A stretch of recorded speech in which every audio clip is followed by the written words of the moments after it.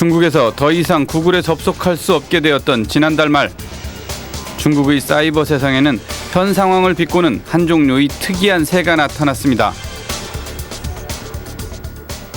새의 이름은 고대의 비둘기란 뜻의 구개. 구글의 중국 발음과 같습니다. 구개는 세계 각지에 수십억 마리가 살고 있지만 유독 중국에서만 멸종되었다는 전설의 새라고 합니다. 중국에 살던 새들은 사악해지지 말라는 조상의 뜻에 따라 홍콩으로 모두 이주했다고 합니다. 3월 27일 중국 지방지인 충칭완바오는 인터넷상에 떠돌던 이런 이야기를 모아 지면에 실었습니다. 하지만 기사는 곧바로 삭제되었고 더 이상 원문을 볼 수가 없었습니다. 第一，我们是开放的；第二呢，我们是依法对互联网进行管理的，这不是中国的特有的，世界上所有的国家对互联网都是依法管理。 그런데 인터넷상에서는 이와 같은 중국의 인터넷 정책에 관한 야유 섞인 패러디가 계속 등장하고 있습니다. 일상적인 통제와 감시, 차단에 대한 저항입니다. 일상적으로 인터넷을 사용하는 네티즌들의 모습은 우리와 크게 다르지 않습니다.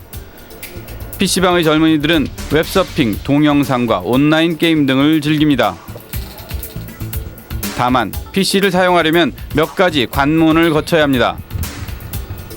정부에서 공식적으로 관리 통제하는 시스템에 등록을 해야 하는 것입니다.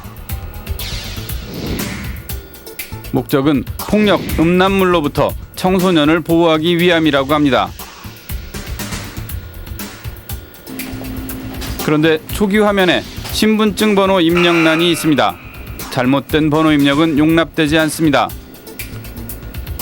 원천적으로 정부기관의 관리 아래서 신분을 노출시킨 채 PC를 사용해야 하는 것입니다.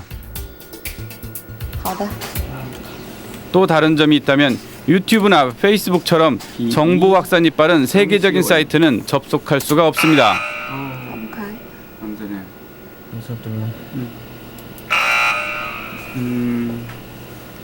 하지만 일반적인 이들이 이런 일로 큰 불편함을 느끼는 것 같지는 않습니다.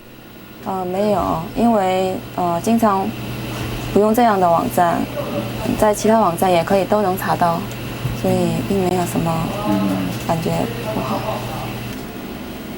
유튜브 접속을 못해도 유사한 중국 사이트에서 합법적인 저작권료 지불 없이 콘텐츠를 거의 무한대로 공급하고 있으니 더 좋을 수도 있습니다.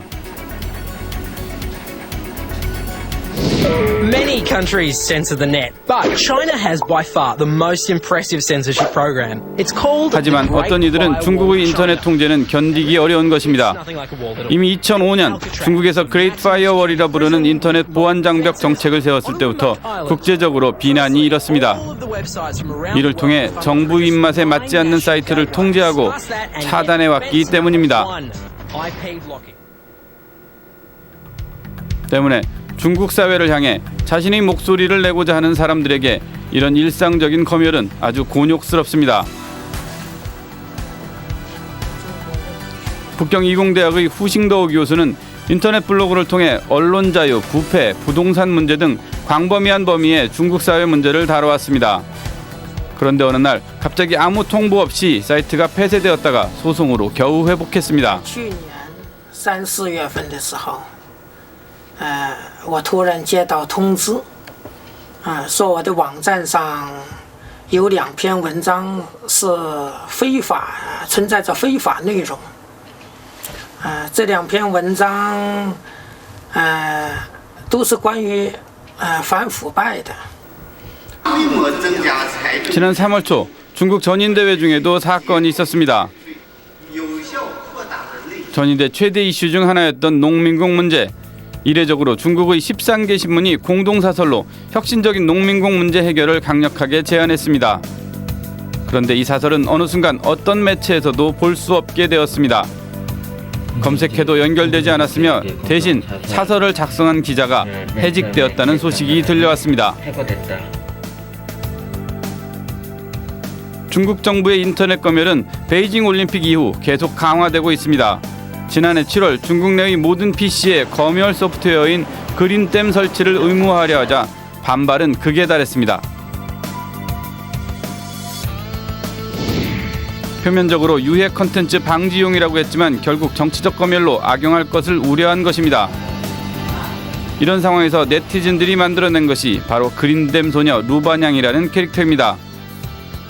완장만 믿고 남의 일에 불필요하게 간섭하는 녹색 옷의 소녀를 만들어낸 것입니다. 특히 주목할 것은 소녀의 한쪽 팔이 민물개의 팔인 점입니다.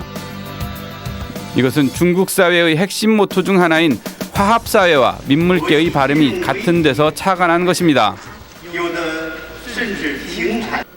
和谐，和谐， 사이트가 폐쇄당하면 我被和谐了。 화합당했다는 표현을 씁니다. 이런 풍자 속에 인터넷의 자유를 찾으려는 중국 네티즌의 의지가 담겨 있는 것입니다. 세계는 지금 정찬필입니다.